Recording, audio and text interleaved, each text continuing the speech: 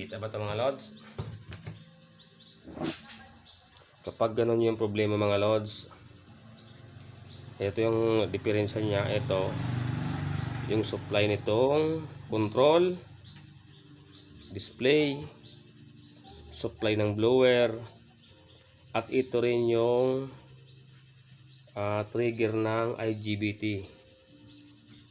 So kapag sira yan, yung kanyang regulator, wala ditong display, hindi iikot yung blower. Ayan.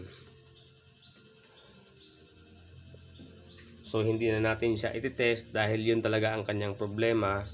Automatic na dun ang problema. Kaya walang blower, walang display dito. So ang gagawin natin, mag-a-adapt tayo ng supply.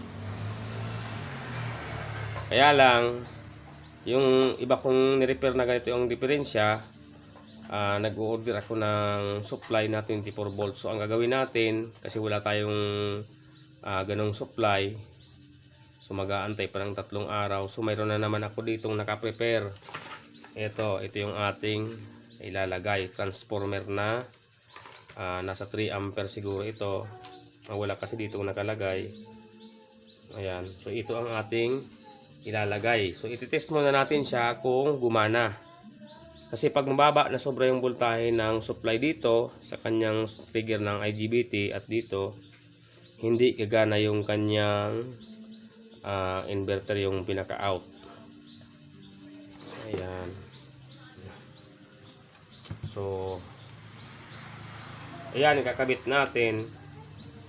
Kasi buhay naman itong kanyang supply, yung primary niya.